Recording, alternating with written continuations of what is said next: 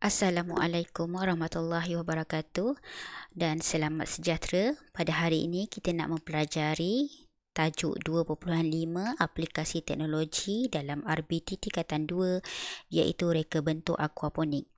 Jadi murid-murid bolehlah bersedia dengan buku teks RBT tingkatan 2 anda di muka surat 116 sebab hari ini kita nak mempelajari serba sedikit pengenalan apakah yang dimaksudkan dengan reka bentuk aquaponik. Jadi pada hari ini kita nak pelajari maksud aquaponik dan menerangkan reka bentuk sistem aquaponik.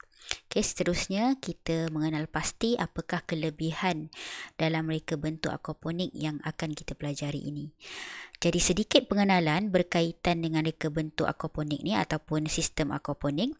Ia adalah sistem penanaman yang berasal daripada peradaban Aztec, yang merupakan satu peradaban yang berada di Mexico, merupakan suku kaum di Mexico yang mengamalkan sistem pertanian Cinampa. Sistem pertanian Cinampa ni merupakan satu kaedah pertanian yang menggunakan perairan cetek atau tidak dalam. Dan dia adalah satu kombinasi penanaman yang menggunakan aquaculture dan juga tanaman. Maknanya kat sini maksudnya sistem penanaman dia adalah kombinasi, kombinasi aquaculture ataupun penternakan dan juga tanaman. So kita boleh tengok serba sedikit apakah yang dimaksudkan dengan pertanian Cinampa daripada peradaban Aztec ni, seperti yang anda lihat di paparan. Ini adalah contohlah apa yang diusahakan oleh masyarakat pada ketika itu. Ni dikira masyarakat kuno di zaman peradaban Aztec di Mexico. Jadi yang dikatakan kombinasi penanaman aquaculture dan juga tanaman tu seperti yang kamu lihat di gambaran ini. Ini adalah tanaman yang diusahakan. Ada pelbagai jenis tanaman dan pada masa yang sama kita boleh lihat di bahagian air ni ada penternakan itik dan juga ada ikan di dalam air ini. Jadi inilah yang dikatakan kombinasi aquaculture dan juga tanaman. Kita balik semula kepada buku teks. Ini adalah gambaran di buku teks anda tu, anda boleh lihat gambaran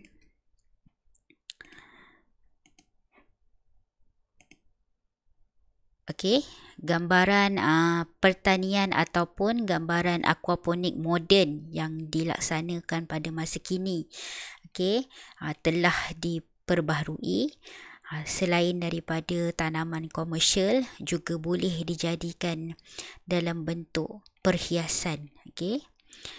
Seperti yang anda lihat di gambar rajah di muka surat 117.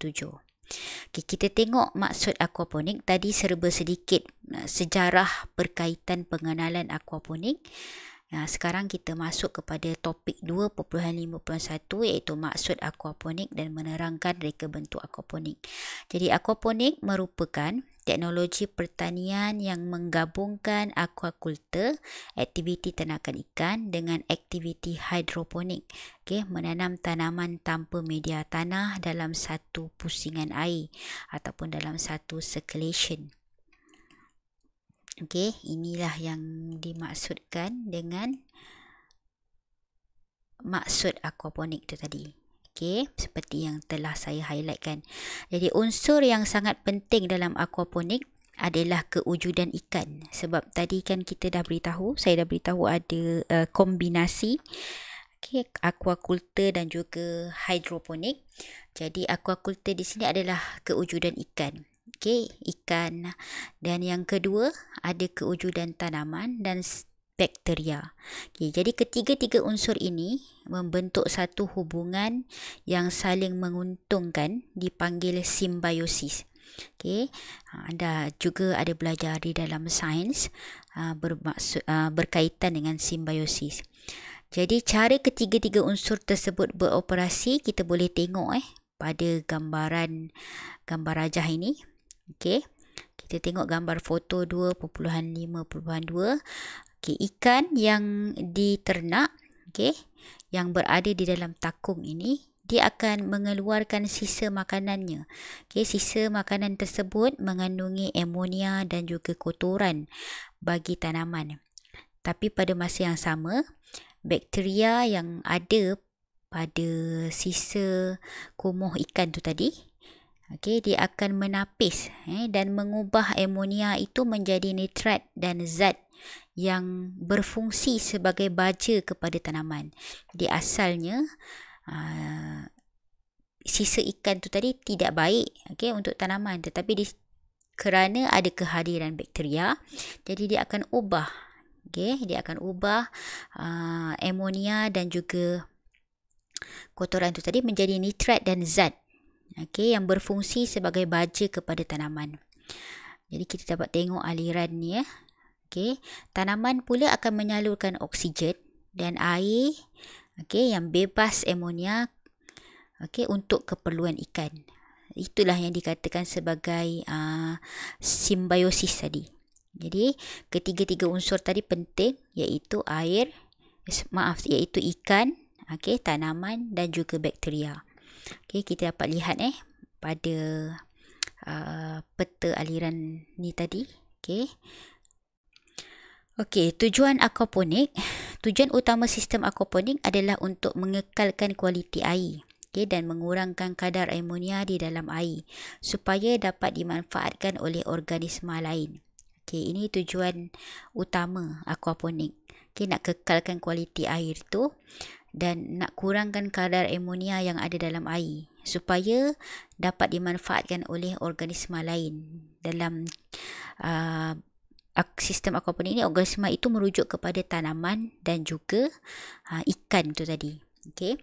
Selain itu, aquaponik juga dapat menjimatkan ruang dan dapat menghasilkan dua jenis makanan secara serentak.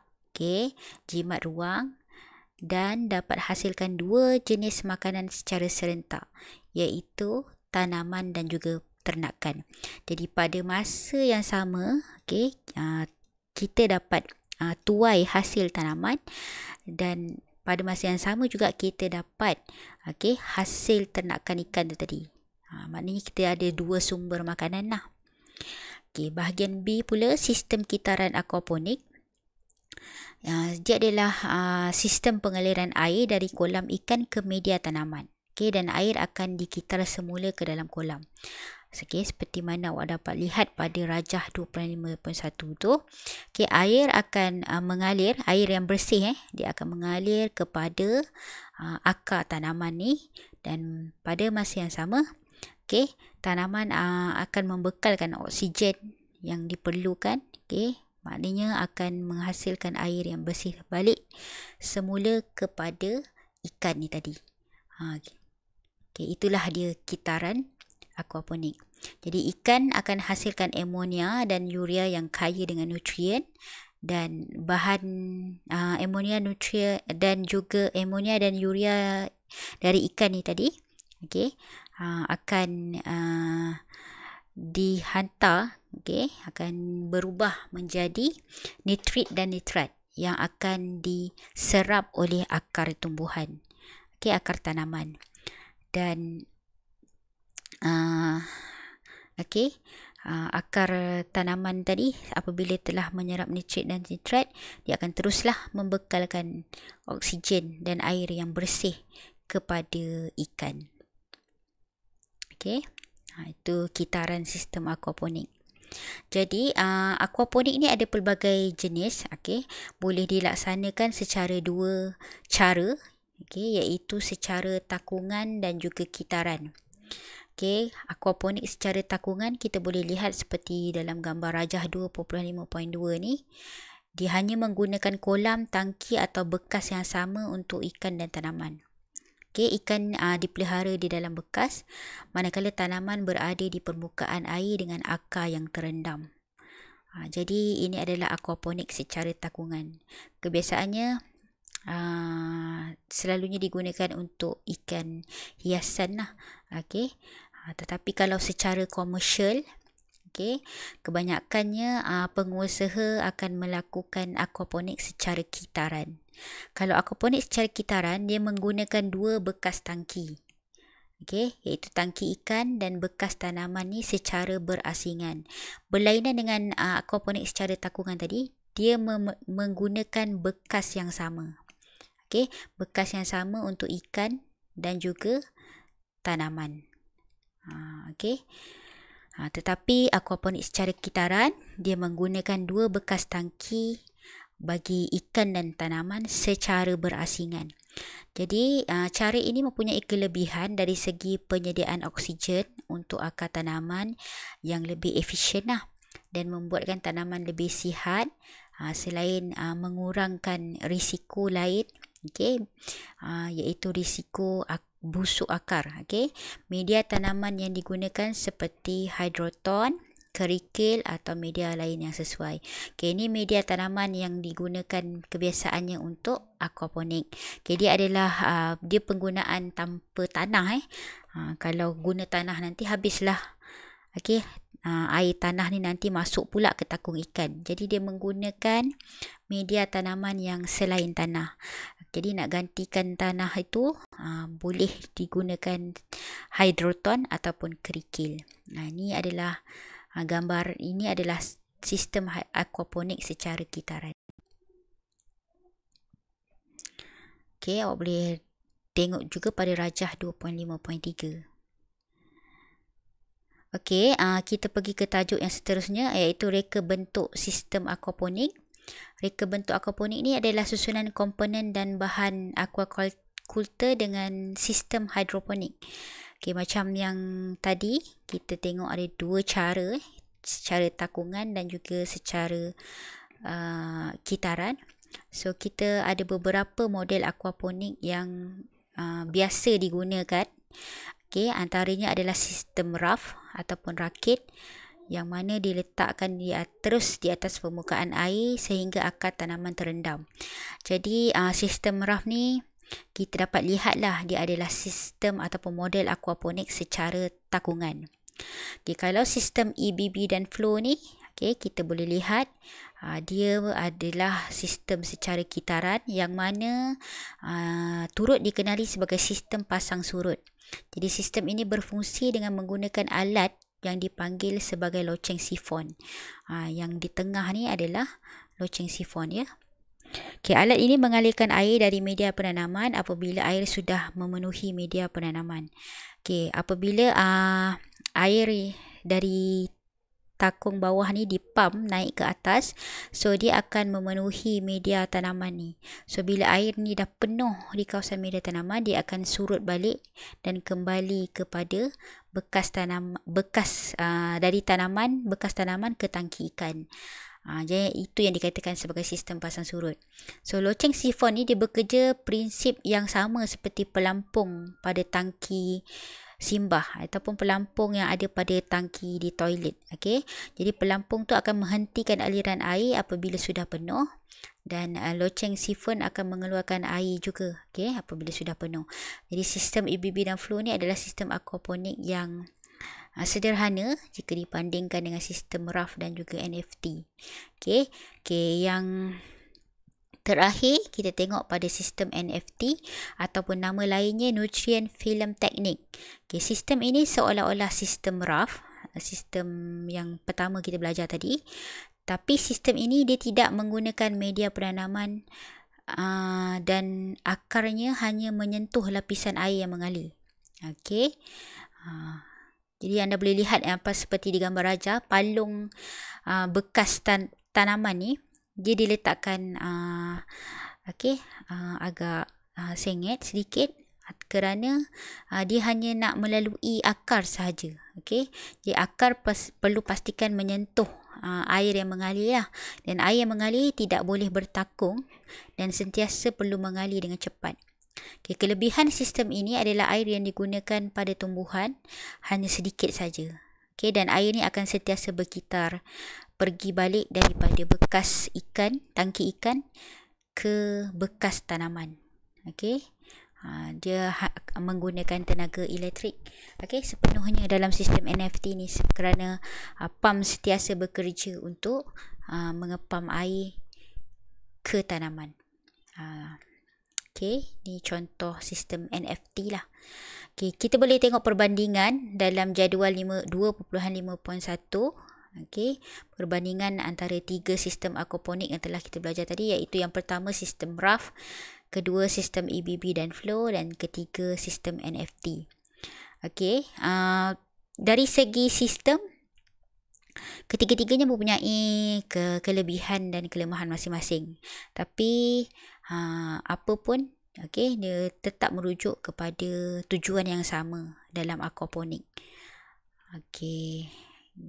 Kita masuk pada kelebihan reka bentuk sistem aquaponik, iaitu topik 2.5.2, iaitu topik yang akhir kita bincangkan dalam kelas hari ini. Tadi kita telah mempelajari 3 sistem ataupun 3 reka bentuk aquaponik, iaitu RAF, EBB dan flow serta NFT. Jadi kita boleh lihat kelebihan dan kelemahan. Setiap sistem itu ada kelebihan dan kelemahan masing-masing. Namun macam yang saya beritahu tadi, tujuannya untuk ketiga-tiga reka bentuk aquaponik ni sama, iaitu menghasilkan ternakan aquaculture dan juga tanaman juga. Jadi kelebihan bagi RAF, akar tanaman boleh menyerap nutrien organik dalam air secara terus. Dan tanaman akan tumbuh lebih cepat berbanding sistem lain. Produktiviti sistem lebih tinggi dan digunakan secara meluas dalam projek aquaponik komersial. Itu kelebihan bagi RAF. Tapi kelemahan dia pula, disebabkan akar ni sentiasa terendam sahaja dalam air, jadi akar tu lebih terdedah kepada serangan bakteria akar tanaman. Kerana akar yang terendam dalam air sesuai untuk perkembangan bakteria yang patogenik, yang mana boleh menyebabkan akar mudah reput. Itu kelemahannya pula lah. Untuk EBB dan flow ni pula, yang mana tadi saya dah terangkan dia menggunakan loceng sifon. Kelebihannya, dia ada biopenapis yang terletak pada media penanaman, dan ini mengurangkan kesukaran dalam mereka bentuk sistem aquaponik. Sebab agak sukar juga untuk untuk menyediakan ataupun membuat bel sifon. Biji benih nursery boleh ditanam terus pada media penanaman. Dan menggunakan media penanaman seperti batu kerikil, hydroton. Ni samalah seperti sistem RAF tadi. Tetapi EBB dan flow ni dia menggunakan elektrik 24 jam, sama lebih kurang dengan NFT yang saya terangkan tadi, dan perlu memberikan penekanan dalam penyelenggaraan loceng sifon. Yang saya maklumkan tadi, agak sukar juga menyediakan loceng sifon ni, sebab kalau kegagalan loceng sifon ni berlaku, dia akan menyebabkan air melimpah, air dalam kolam kurang dan seterusnya, ikan akan mati.